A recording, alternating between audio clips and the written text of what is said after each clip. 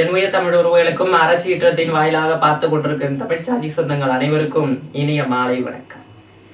இந்த மிக நீண்ட நாட்களுக்கு பிறகு நம்ம காணொலியில இணைவோம். அதாவது ஒண்ணுதான், இப்படிப்பட்ட கால சூழ்நிலையில நம்ம அமர்ந்திருக்கோம். இன்னைக்கு நம்ம சட்டமன்றத்துல குரலாற்றி மக்களுடைய பிரச்சனைகளை தீர்க்க ஆரம்பிச்சிருப்போம்னு நினைத்த காலங்கள் உண்டு, நினைத்த நாட்கள் உண்டு. எப்ப மே 4க்கு முன்பு மே 4க்கு பிறகு எல்லாமே மாறிடுச்சு. தாவேக ஆட்சி ஆண்டு கொண்டிருக்கு கிட்டத்தட்ட 50 நாட்கள்.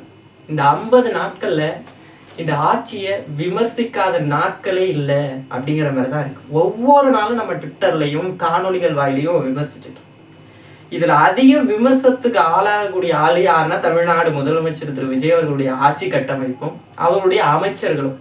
இந்த முறுக்கு எப்ப தயாரிச்சதுன்னு நாங்க எப்படி நம்புறதுன்னு கேட்கக்கூடிய கேலித்தனமான அரசியலையும், நீதித்துறை அமைச்சர்னு சொல்லக்கூடிய கேலித்தனமான அமைச்சர்களையும், ஆணவ பேச்சு பேசக்கூடிய அமைச்சர் ஆதவ் அர்ஜுனா அவர்களையும், இது போன்ற கேலித்தனமான பேச்சு, அதாவது கச்சத்தீவை கேட்டா நோ கமெண்ட்ஸ்னு சொல்லக்கூடிய அமைச்சர்களையும் நம்ம தொடர்ந்து இந்த காலத்துல பார்த்துக்கிட்டு இருக்கோம். திமுகக்கெல்லாம் மாற்று, அதிமுகக்கெல்லாம் மாற்று அப்படின்லாம் ஒண்ணுமே இல்லை. அங்க உள்ள ஒரே மட்டையில ஒரு குட்டைகள் போல உள்ள அமைச்சர்கள் தான் இதுலயும் இருக்காங்க. இன்று அங்க இருந்த விஜயபாஸ்கர் இங்க இருக்கார். ஒரு மாற்றத்தை விரும்பும் மக்களை மாடான்னு நினைக்கிறேன். அதுல திரைப்பாசன சீமான் அவர்கள் சொல்றார், அதிமுகவும் திமுகவும் ஒண்ணுதான், திமுக திருட்டு முன்னேற்ற கழகம், அது அனைத்து இந்திய திருடர் முன்னேற்ற கழகம். அது போலத்தான் இது ஒரே மட்டையில் கூறிய குட்டைகள். அங்க இருக்கிறவன் இன்னைக்கு இங்க இருக்கான், இன்னைக்கு இங்க இருக்கிறவன் நாளைக்கு அங்க இருக்கான்.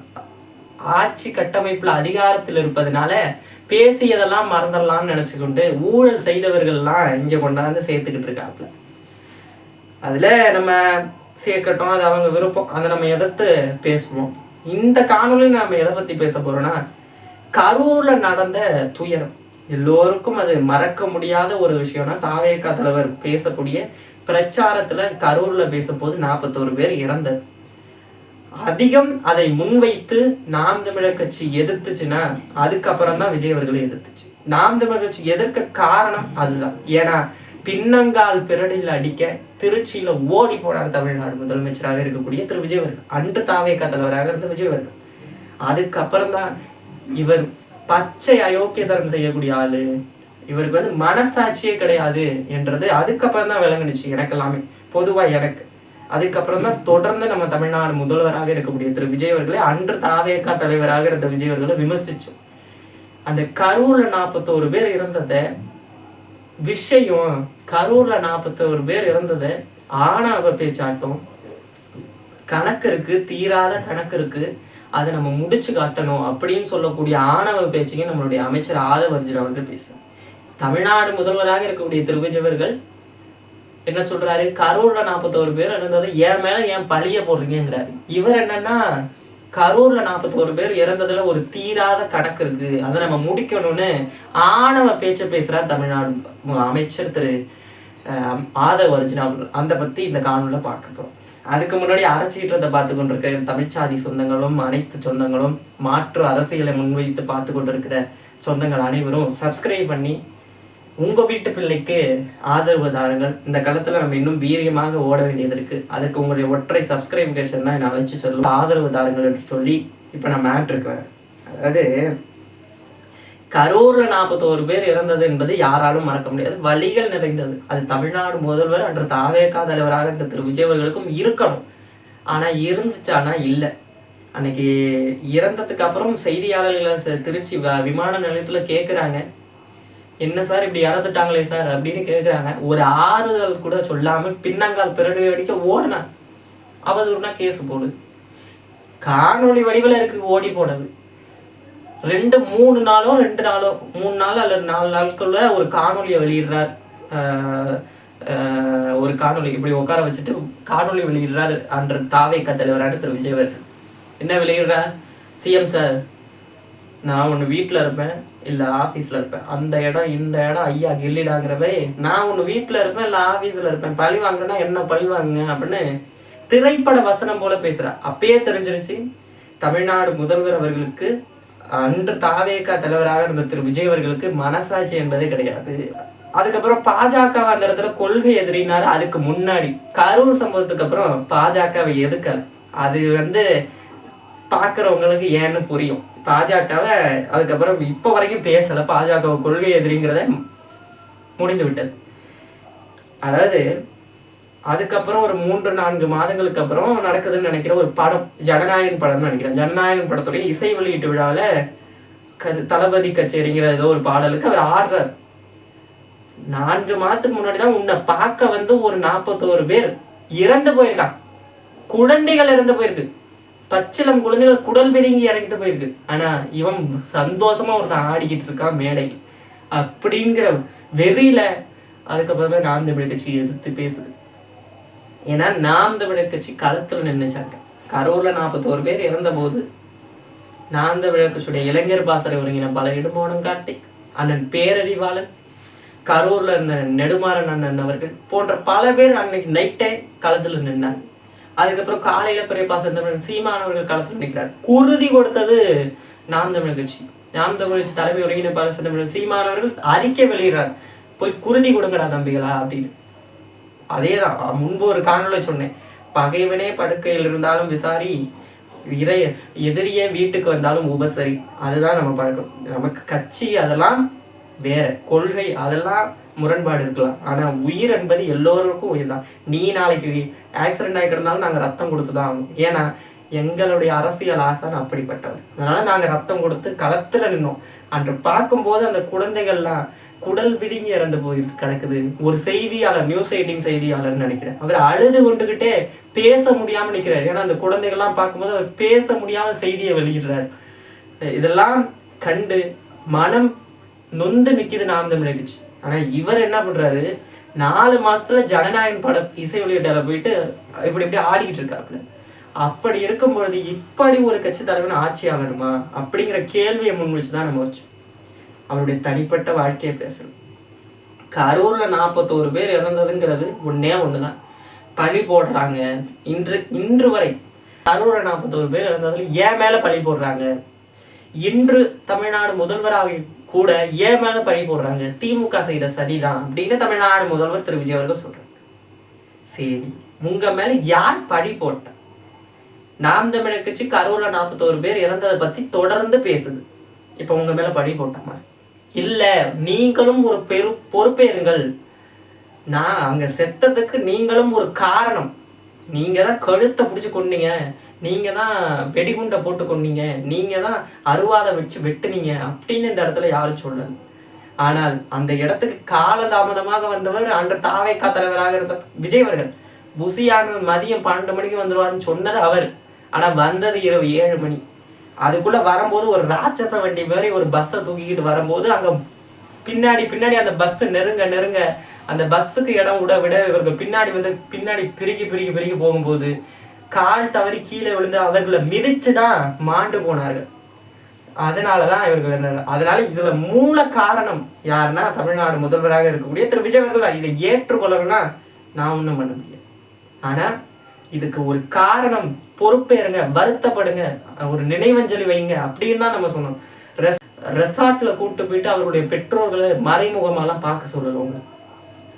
நாம் தமிழர் கட்சி ஒருத்தங்க இறந்தாங்கன்னா இன்று போயிட்டு பாருங்க, சீமானவர்களுடைய பேஜில் அறிக்கை வெளியிடப்படும். யாரும் உறவுகள் இறந்திருந்தாலும் அல்லது நாம் தமிழர் களப்போராளிகள் இருந்தால் நினைவஞ்சலி வைக்கப்படும், புகழ் வணக்க கூட்டங்கள் வைக்கப்படும். இப்போ கூட இடையில ஐயா தேனிசை செல்லப்பாவோட நினைவேந்தல் கூட்டம் வச்சோம். இது போன்ற நினைவேந்தல் கூட்டங்களும் புகழ் வணக்க கூட்டங்களும் வைப்போம். ஆனா இவர்கள் அதை மறந்துட்டு என் மேல ஏன் பழிய போடுறீங்க, இது திமுக செய்த சதி, திமுகவுடைய காவல்துறை செய்த சதி அப்படின்னு மேனிபுலேட் பண்ணி காவல்துறை தான் இதை பண்ணுச்சுன்னு அங்க பழி போட்டாங்க. இவர்கள் காலதாமதமாக வந்தும் போலீஸ்ட அவர்கள் உள்ள போவாதீங்க, கூட்டமாயிட்டுன்னு போலீஸ் சொன்ன போதும் உள்ள போனவர்கள் தாவேக்காவுடைய ஆட்கள். எதுக்காக? செந்தில் பாலாஜி அங்க இருக்காரு, அவருடைய மவுசை உடைக்கணும், நானா செந்தில் பாலாஜியா பார்க்கணும் என்ற ஒரே நோக்கத்தோடு அங்க விட்டு பேசினாரு. பாட்டிலுக்கு 10 ரூபான்னு பாடினாரு. அவ்வளோ பெரிய பஸ்ல நின்று பார்க்கும்போது அங்க இருக்கிறவங்களுடைய முகங்கள் தெரியாதா? மேல நின்று பார்க்கறவங்க தெரியாதா கேட்குறேன். சுத்தி கேமரா இருக்கு தெரியாதா? சரி, திமுக செய்த சதி, கரூர்ல 41 பேர் இருந்தது திமுக செய்த சதி, பழி வாங்குறாங்கன்னு தமிழ்நாடு முதல்வர் சொல்றேன். நான் கேள்வி கேட்கிறேன், இப்போது ஆட்சியில் இருக்கிறது யார்? தமிழ்நாடு முதல்வர். இதை மேல்முறையீடு ஏன் செய்யலை? மேல்முறையீடு செய்து அத்தனை ஊடகங்களோட லைவும் இருக்கு, அத்தனை ஊடகங்களும் அந்த கரூர் சம்பவத்துக்கு கரூர்ல பிரச்சாரத்தை லைவா டெலிகாஸ்ட் பண்ணிட்டு இருக்கு. அதையும் தாண்டி அந்த ராட்சசன் வண்டி, அந்த கேம்பெயின் வண்டியில சுத்தி சிசிடிவி கேமரா இருக்கு, அதை ஏன் வெளியிட முடியல? திராணி இருந்தால் பழி வாங்குறாங்க, திமுக செய்த சரிதானா, திராணி இருந்தால் தமிழ்நாடு முதல்வர் திரு விஜய் அவர்கள் அந்த காணொலியில வெளியிடுங்களேன், நேரம் ப்ரெஸ் மீட் வச்சு வெளியிடுங்களேன், ப்ரெஸ் மீட் வைங்க, இதுக்குனாலும் ப்ரெஸ் மீட் வச்சு வெளியிடுங்களேன். வெளியிட முடியாது. ஆனா பழி வாங்குறாங்கன்னு ஒருத்தர் மேல பழியை போட்டு மேனிப்புலேட் பண்ணி தப்பிச்சு போக நினைக்கிறாரு தமிழ்நாடு முதல்வர்.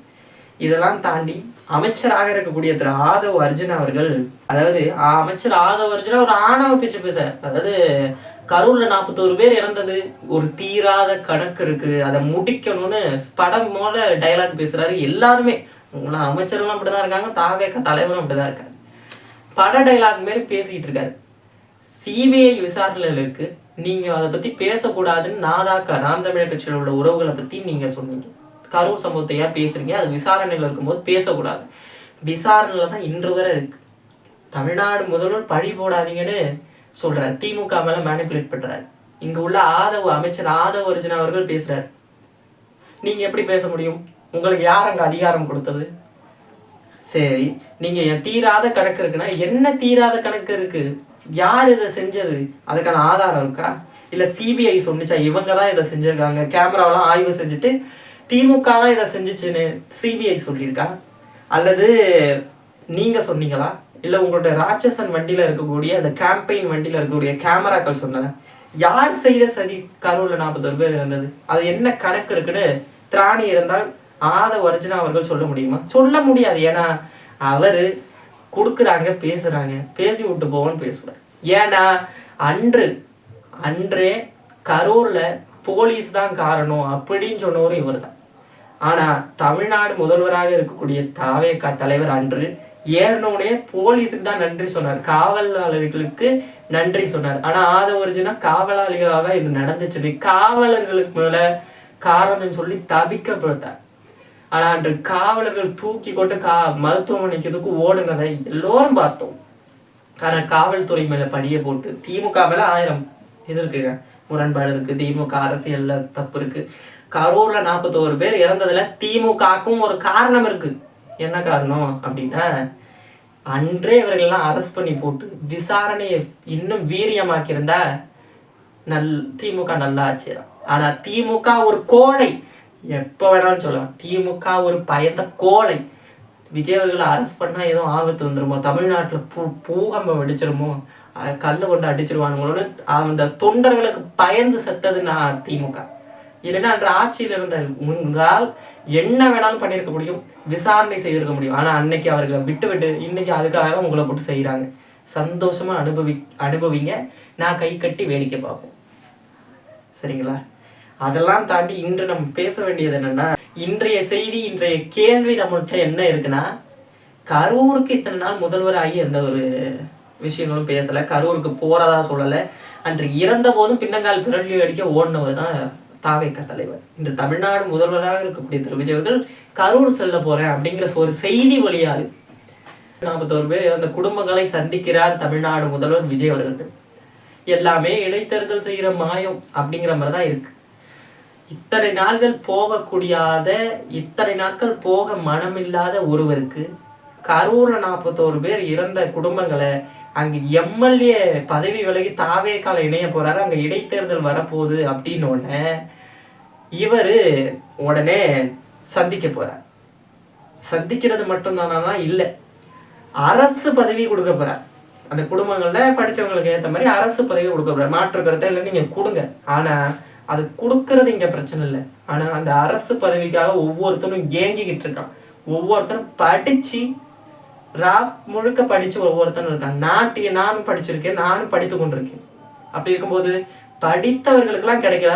உங்களை பார்க்க வந்து செத்து போன உங்களால நடந்த ஒரு குற்றத்துக்கு நீங்க அரசு பதவி கொடுத்தா இத்தனை ஆண்டு காலம் படித்த மாணவர்களும் படித்து வேலைக்காக தேடி கொண்டிருக்கவங்களும் எங்க போவாங்க? ஈஸியா ஒருத்தவங்களுக்கு அரசு பதவி கொடுக்க யார் உங்களுக்கு அதிகாரம் தந்தது? தமிழ்நாடு முதல்வர் ஆயிட்டா எல்லாமே பண்ணிடலாம், எல்லாத்துக்கும் பச்சை இங்கு கையெழுத்து போட்டுடலாம், எதையுமே எதிர்த்து பேச மாட்டாங்கன்னு இல்லை. கரூர்ல 41 பேர் இருந்தவங்களுக்கு வேலை போட்டு கொடுங்க, மாற்று கருத்தே இல்லை. ஆனா அதையும் தாண்டி நாங்க படித்து கொண்டிருக்கோம், படித்து பல மாணவர்களும் பல நபர்களும் வேலைக்காக காத்து கொண்டிருக்காங்க. அவங்களுக்கெல்லாம் அரசு பதவி தர வக்கற்ற அரசு தான் தாவேக அரசு. ஆனா உங்களா பார்க்க வந்து உங்களுக்காக செத்து போன 41 பேருக்கு 41 பேருடைய குடும்பங்களுக்கு அரசு பதவி, இங்க படிச்சவங்க சும்மா வெட்டியா கிடக்கணுமா அப்படிங்கிற கேள்வி இந்த இடத்துல எழுமா இயலாதா? இதை பத்தி தாவேகா தொண்டர்கள் கேட்பாங்களான்னா கிடையாது. அவங்கதான் எல்லாத்தையுமே மானிபுலேட் பண்ணுவாங்க. கரூர்ல 41 பேர் இருந்ததுக்கு திமுக தாங்க காரணம். இதையா அந்த விஜய் அவர்கள் கேள்வி கேட்குறீங்க? கரூர்ல சந்திக்க போறாரா, இடைத்தேர்தல் வரதுனால சந்திக்க போறாரு, இதையா நீங்க கேள்வி கேட்குறீங்க? அதெல்லாம் கிடையாது. முட்டு கொடுக்க ஆள் இருக்கும்போது அவர் என்ன வேணா பண்ணலாம். ஒரு 50 நாட்கள் ஆட்சியே இப்படி இருக்கு அப்படின்னா இனி வர காலங்கள்ல எப்படி இருக்க போகுதுங்கிறத பார்த்துக்கொள்ளுங்க. அநீதிகளுக்கு எதிராக நம்ம குரல் கொடுத்துதான் ஆகணும். ஆதவ அர்ஜுனா அவர்கள் பேசியது ஒரு ஆணவ பேச்சு. தமிழ்நாடு முதல்வர் பண்றது இதை விட உச்சம். ஆதவ் அர்ஜுனா அவர் அப்படிதான் பேசக்கூடிய ஆள். அவரை பத்தி வேஸ்ட் ஆஃப் டைம். தமிழ்நாடு முதல்வர் நான் பண்றதுதான் பண்ணுவேன், நீங்க என்ன வேணா பேசிக்கங்க அப்படின்லாம் போக முடியாது. எதிர்த்து கேள்வி கேட்போது பதில் சொல்லுங்க, இல்லைன்னா செய்தியாளர்களை சந்திச்சு பதில் சொல்ல பாருங்க. நன்றி.